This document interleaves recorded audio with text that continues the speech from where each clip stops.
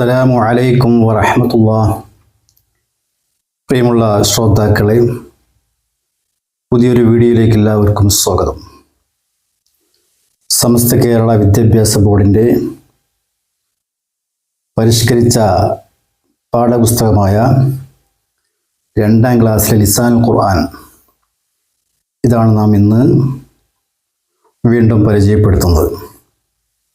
ഈ പുസ്തകത്തിൻ്റെ ആദ്യ ഭാഗങ്ങൾ നമ്മൾ പരിചയപ്പെടുത്തി 2 വീഡിയോകളിലായിട്ട്. ഇനി നമ്മൾ പരിചയപ്പെടുത്താൻ പോകുന്നത്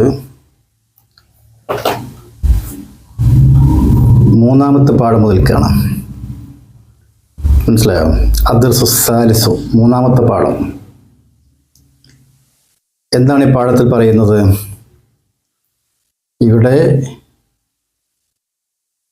നീ, ഞാൻ എന്ന സംഭാഷണമാണ് ഇവിടെ കൊടുത്തിരിക്കുന്നത്. അതായത് ഈ പെൺകുട്ടി ആൺകുട്ടിയോട് പറയുന്നു, നീ ആൺകുട്ടിയാണ്, ഞാൻ പെൺകുട്ടിയാണ്. താഴെയും അങ്ങനെ തന്നെ, നീ ആൺകുട്ടിയാണ്, ഞാൻ പെൺകുട്ടിയാണ്. അതിന് താഴെ ഉസ്താദ് പറയുന്നു, ഞാൻ ഉസ്താദാണ്, നീ ആൺകുട്ടിയാണ്, നീ പെൺകുട്ടിയാണ്. അപ്പം ഞാൻ, നീ എന്ന വാക്ക് പഠിപ്പിക്കലാണ് ഇവിടെ ഉദ്ദേശം. നമുക്കത് വായിച്ച് നോക്കാം. അൻത ഇബ്നുൻ എന്നാണ് ഹെഡിങ് കൊടുത്തിരിക്കുന്നത്. കണ്ടില്ലേ? അൻത ഇബ്നുൻ, ഈ ചുവപ്പ് കണ്ടില്ലേ? അൻത ഇബ്നുൻ എന്നാണ് വായിക്കുക. അർത്ഥം എന്താണ്? നീ ആൺകുട്ടിയാകുന്നു. ഇബ്ൻ എന്ന വാക്കിന് ശരിയായ അർത്ഥം മകൻ എന്നാണ്. പക്ഷെ ഇവിടെ യോജിക്കുന്ന അർത്ഥം ആൺകുട്ടി എന്ന് കൊടുക്കലാണ്. അന ബിൻതുൻ, ഈ പെൺകുട്ടി പറയാണ് ഈ ആൺകുട്ടിയോട്. എന്താ പറയുന്നത്? അന ബിൻതുൻ, ഞാൻ പെൺകുട്ടിയാണ്. അൻത ഇബ്നുൻ, നീ ആൺകുട്ടിയാണ്. ഈ പെൺകുട്ടി ആൺകുട്ടിയോട് പറയുന്നു, അന ബിൻതുൻ, ഞാൻ പെൺകുട്ടിയാണ്. അൻത ഇബ്നുൻ, നീ ആൺകുട്ടിയാണ്. താഴെ ഈ ആൺകുട്ടിയാണ് പറയുന്നത്. എന്താ പറയുന്നത്? അന ഇബ്നുൻ, ഞാൻ ആൺകുട്ടിയാണ്. അൻതി ബിൻതുൻ, നീ പെൺകുട്ടിയാണ്. ഇതാണ് പറയുന്നത്. അതിന് താഴെ ഉസ്താദ് പറയണം. എന്താ പറയുന്നത്? അന ഉസ്താദുൻ, ഞാൻ ഉസ്താദാണ്. അൻത ഇബ്നുൻ, നീ ആൺകുട്ടിയാണ്. അൻതി ബിൻതുൻ, നീ പെൺകുട്ടിയാണ്. മനസ്സിലായില്ലേ? അവിടെ ശ്രദ്ധിക്കേണ്ട പ്രധാനപ്പെട്ട കാര്യം, ഒന്ന്, ഞാൻ, നീ എന്ന് എങ്ങനെ പറയും? ഞാൻ എന്ന് അന, അല്ലേ? നീ എന്ന് അൻത. അതേ സ്ഥാനത്ത് പെൺകുട്ടിയാകുമ്പോൾ അൻതി എന്ന് പറയണം. ഇതാണ് ഇവിടെ പ്രധാനമായിട്ട് പഠിക്കേണ്ടത്. ഞാൻ എന്ന് പറയാൻ അന എന്ന വാക്ക് ഉപയോഗിക്കുക. നീ എന്ന് പറയാനോ അൻത എന്ന വാക്ക് ഉപയോഗിക്കുക. പിന്നെ നീ എന്ന് പറയുമ്പം അവിടെ പെൺകുട്ടിയാണെങ്കിൽ അൻതി എന്ന് ഉപയോഗിക്കുക. അൻത എന്ന് പെൺകുട്ടിയോട് പറയാൻ പാടുള്ളതല്ല. അത് നിയമപരമായിട്ട്, ഭാഷാപരമായിട്ട് തെറ്റാകുന്നു. പെൺകുട്ടിയാകുമ്പോൾ എന്ത് പറയണം? അതിൽ സ്ത്രീലിംഗമാകുമ്പോൾ അൻതി എന്ന് ഉപയോഗിക്കണം. ആണാകുമ്പോൾ അൻത എന്ന് ഉപയോഗിക്കാം. ഇതാണ് ഈ പാഠത്തിൽ പ്രധാനമായിട്ടും പഠിക്കാറുള്ളത്. മനസ്സിലായില്ലേ? അപ്പോൾ നമുക്കൊന്നുകൂടി വായിച്ച് നോക്കാം. അൻത ഇബ്നുൻ, അന ബിൻതുൻ, അൻത ഇബ്നുൻ, അന ഇബ്നുൻ, അൻതി ബിൻതുൻ, അന ഉസ്താദുൻ, അൻത ഇബ്നുൻ, അൻതി ബിൻതുൻ. ഇതാണ് ഈ പാഠത്തിൽ ഉള്ളത്. അർത്ഥം നമ്മൾ പറഞ്ഞു. ഇനി ഇങ്ങോട്ട് വന്നു കഴിഞ്ഞാൽ ഇവിടെ എന്താ കൊടുത്തിരിക്കുന്നത്? ഇവിടെ കുറേ വാക്കുകൾ കൊടുത്തിട്ടുണ്ട്. നമുക്ക് വായിച്ച് നോക്കാം. ഹാദ ഇബ്നി, ഹദിഹി ബിൻതി, ഹാദ ജദ്ദി, ഹദിഹി ഉമ്മി, അൻത അബതി, അൻതി ഉമ്മി, അൻത നൂരി, അൻതി സിർരി. രക്ഷിതാക്കൾ ശ്രദ്ധിക്കുക. നിങ്ങൾക്ക് ഭംഗിയായിട്ട് പാടാൻ കഴിയുമെങ്കിൽ ആ രീതിയിൽ നിങ്ങൾ ഭംഗിയായിട്ട് കുട്ടികൾക്ക് പാടിക്കൊടുക്കുക കേട്ടോ. അത് ഓരോരുത്തരും കഴിവിനനുസരിച്ച് ഭംഗിയായിട്ട് പാടിക്കൊടുക്കുക. അപ്പം അങ്ങനെ കുട്ടികൾ എന്ത് ചെയ്താൽ മതി? കേട്ട് പഠിച്ചാൽ മതി കേട്ടോ. അതിന് താഴെ നക്തുബു കമാ ഫിൽ മിസാൽ, ഇവിടെ ഉള്ളതുപോലെ എന്ത് ചെയ്യുക? എഴുതുക എന്ന് പറഞ്ഞാൽ പൂരിപ്പിക്കുക എന്നർത്ഥം.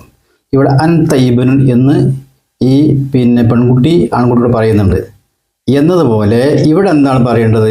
ഇവിടെ ഈ ആൺകുട്ടിയാണ് പെൺകുട്ടിയോട് പറയുന്നത്. അപ്പോൾ എങ്ങനെയായിരിക്കും ആൺകുട്ടി പറയുക? അല്ലെങ്കിൽ എങ്ങനെയാണ് പറയേണ്ടത്? നീ പെൺകുട്ടിയാണ്, നീ എങ്ങനെ പറയണം? അതിവിടെ എഴുതി കൊടുക്കുക. ഇവിടെയും അതുപോലെ തന്നെ ഉസ്താദാണ് പറയുന്നത് അല്ലേ? ഉസ്താദ് എന്താ പറയുന്നത്? അന ഉസ്താദൻ അല്ലേ, ഞാൻ ഉസ്താദാണെന്നുള്ളതാണ്.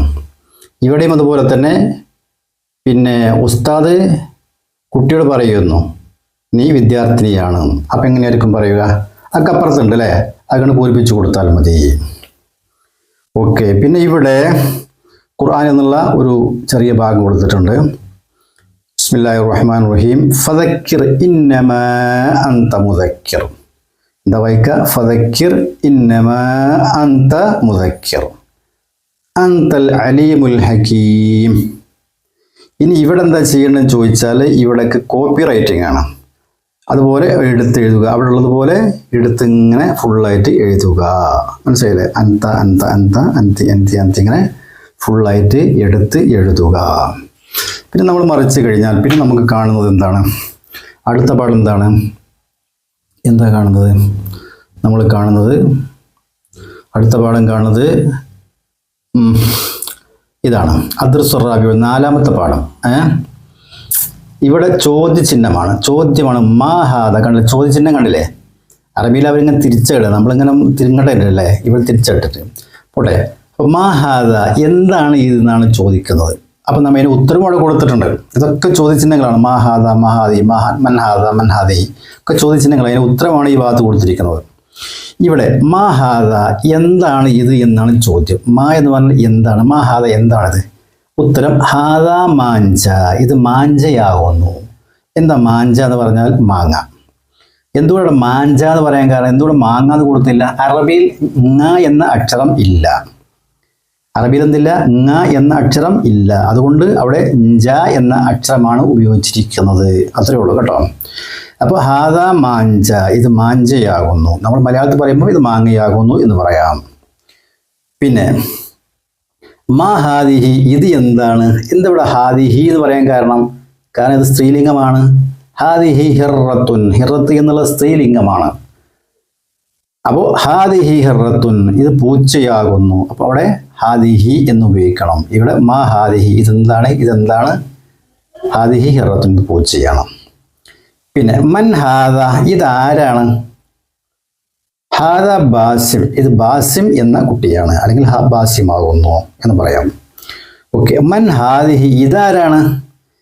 ഹാദിഹി ലുബിന, ഇത് ലുബിന എന്ന പെൺകുട്ടിയാണ്, ഇത് ലുബിനയാകുന്നു. എന്ത് ഹാദിഹി ചോദിക്കാൻ കാരണം? പെൺകുട്ടി ആയതുകൊണ്ട്. പെൺകുട്ടിയാകുമ്പോൾ ഹാദിഹി എന്ന് പറയണം, ആൺകുട്ടിയാകുമ്പോൾ ഹാദ എന്ന് പറയാം. മനസ്സിലായി? വ്യത്യാസം മനസ്സിലായില്ലേ? ഓക്കെ.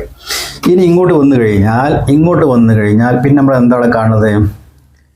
ഹാദ കലമുൻ. മാ ഹാദ, ഹാദ കലമുൻ നമുക്ക് വായിക്കാം. പിന്നെ ഹാദ അഖി, മൻ ഹാദ, ഹാദ അഖി. ചോദ്യവും ഉത്തരവും. ചോദ്യം ഇവിടെയാണ്, ഉത്തരം ഇവിടെയാണ്. മാ ഹാദ, ഹാദ കലമുൻ. മാ ഹാദിഹി, ഹാദിഹി സഹ്റത്തുൻ. മൻ ഹാദ, ഹാദ അഖി. മൻ ഹാദിഹി, ഹാദിഹി ഉഖ്തി. ആദ്യം ചോദ്യം ഇങ്ങനെ, ഉത്തരത്തിൻ്റെ അപ്പുറത്ത്.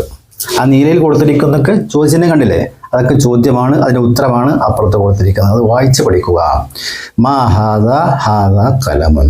മാ ഹാദിഹി, ഹാദിഹി സഹ്റത്തുൻ. മൻ ഹാദ, ഹാദ അഖി. മൻ ഹാദിഹി, ഹാദിഹി ഉഖ്തി. മനസ്സിലായില്ലേ? പിന്നെ നമുക്കെന്ത് ചെയ്യാം? ചോദ്യവും ഉത്തരവാണ്. മാ ഹാദ, ഹാദ കിതാബുൻ. ഇതുപോലെ നമ്മൾ എന്ത് ചെയ്യണം? ഇതെന്താണ് ചോദ്യം? ആദ്യം മാ ഹാദ, ഇതെന്താണ്? ഹാദ കിതാബ്, ഇതൊരു കിതാബാണ്. ശരി, അതേമാതിരി തന്നെ ഇവിടെയും നമ്മൾ ചോദ്യവും ഉത്തരവും ഉണ്ടാക്കണം. ചോദ്യം ഉണ്ടാക്കണം, ഉത്തരവും പറയണം. അപ്പം എങ്ങനെയായിരിക്കും പറയുക? അത് നിങ്ങൾ കണ്ടുപിടിക്കുക അല്ലേ? ഇത് മൻ ഹാദ, ഇതാരാണ് എന്ന് നമ്മൾ ചോദിക്കുകയാണെങ്കിൽ എങ്ങനെയായിരിക്കും ഉത്തരം പറയുക? ഇവിടെ തന്നെ മാ ഹാദിഹി, ഇതെന്താണ്, എങ്ങനെയായിരിക്കും ഉത്തരം പറയുക? അതുപോലെ തന്നെ ഇവിടെ മൻ ഹാദിഹി എങ്ങനെ ചോദിച്ചാൽ എങ്ങനെയാണ് ഉത്തരം പറയുക? ഉത്തരവും ചോദ്യവും ഉണ്ടാക്കുക. അത് മനസ്സിലായോ? പിന്നെ നക്റമിൽ ഖുർആൻ, ഇവിടെ ഖുർആനിൽ നിന്ന് ചെറിയൊരു വാക്ക് കൊടുത്തിട്ടുണ്ട്. എന്താണ്? ബിസ്മില്ലാഹിർ റഹ്മാനിർ റഹീം. അൽ ഖാരിഅതു മൽ ഖാരിഅ മൻ ഫഅല ഹാദാ ബിആലിഹതിനാ. അത് വായിച്ച് പഠിക്കുക. ഒന്നും വായിക്കാം. അൽ ഖാരിഅതു മൽ ഖാരിഅ മൻ ഫഅല ഹാദാ ബിആലിഹതിനാ. അപ്പോൾ പിന്നെ മാ ഹാദ, ഇവിടെ അതിന് താഴെ കാണുന്നത് കോപ്പി റൈറ്റിംഗ് ആണ്. എടുത്ത് എഴുതുക, അതുപോലെ എഴുതുക. അവിടെ ഉള്ളതുപോലെ എടുത്ത് എഴുതുക. മാഹാദ മാഹാദ മാഹാദ അത് ഫുള്ളാക്കുക. അതിന് താഴെ മൻഹാദിഹി മൻഹാദിഹി മൻഹാദിഹി ഫുള്ളാക്കുക. മനസ്സിലായില്ലേ? പിന്നെ നമ്മൾ അടുത്ത പാഠത്തിലേക്ക് ചെന്ന് കഴിഞ്ഞാൽ പിന്നെ നമ്മൾ എന്താ കാണുന്നത്? ഇവിടെ കുറേ എന്ത് കാണുന്നുണ്ട്? കുറേ ഫോട്ടോകൾ, ചിത്രങ്ങൾ കാണുന്നുണ്ട് അല്ലേ? ഇവിടെ കുറേ ചിത്രങ്ങൾ കാണുന്നുണ്ട്. നമുക്ക് അതൊക്കെ ഒന്ന് പരിചയപ്പെടാം കേട്ടോ. എന്താണ് അവിടെ ഉള്ളത്? പിന്നെ കുറേ സാധനങ്ങളുണ്ടല്ലേ, കുറേ പേര്. എന്തൊക്കെയുള്ളത്? ഒരു ആൺകുട്ടി ഇങ്ങനെ സൈക്കിൾ ഓടിക്കുന്നുണ്ട്. പിന്നെ ഒരു കാറുണ്ട്. പിന്നെ കുറേ പഴങ്ങൾ വിൽക്കുന്നുണ്ട് ഒരാൾ.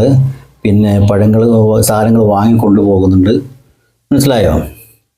അപ്പോൾ എന്താണ് ഇവിടെ നമുക്ക് കുറേ പഴങ്ങളുടെ പേരൊക്കെ പഠിക്കാനാണുള്ളത്.